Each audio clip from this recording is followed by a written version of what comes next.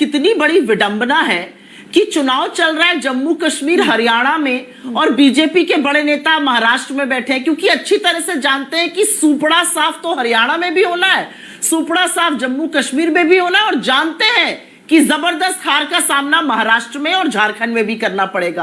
आपको ये विडंबना नहीं लग रही कि अमित शाह जी बजाय हरियाणा संभालने के महाराष्ट्र में जाकर बैठे? ये अपने आप में हरियाणा का एग्जिट पोल आ गया है चुनाव में एक भी वोट पड़ने से पहले तो मैं ये बोलना चाहती हूं। दूसरा, मैं यहां पे कहना चाहती हूं कि दूध का जला छाछ भी फूक फूक कर पीता है। हरियाणा में आपने देखा था बगावती तेवर कैसे भाजपाइयों के थे, 63 भाजपाइयों ने तो रिजाइन कर दिया था। हरियाणा में ही इनके ओबीसी प्रकोष्ठ के और किसान प्रकोष्ठ के अध्यक्ष तक ने रिजाइन किया। हाय हाय हो गई हरियाणा में इनकी, तो ऑब्वियसली वहां पर बात संभालने की कवायद चल रही है। आपने तो सिर्फ तानाजी सावंत के बारे में कहा, जिन्होंने कहा कि उनको उल्टी आती है अजीत दादा पवार की पार्टी को और उनके लोगों को देखकर।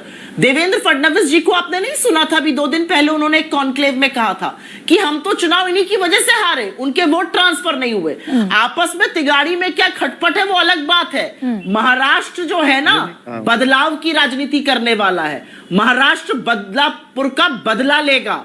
महाराष्ट्र हृदय सम्राट, राष्ट्र गौरव, शिवाजी, छत्रपति शिवाजी महाराज की मूर्ति को खंडित करने में जो भ्रष्टाचार किया है तिगाड़ियों ने मिलकर, उसका बदला लेगा। ठीक, अब सुप्रिया मेरे मूल सवाल पर आ जाइए। ये क्लियर है ना, कांग्रेसी खेमे में लोकसभा चुनावों के परिणाम ने कम से कम कांग्रेस को ये कॉन्फिडेंस दे दिया कि बाला साहब थोराट ये कह पा रहे हैं कि मुख्यमंत्री कांग्रेस का होगा।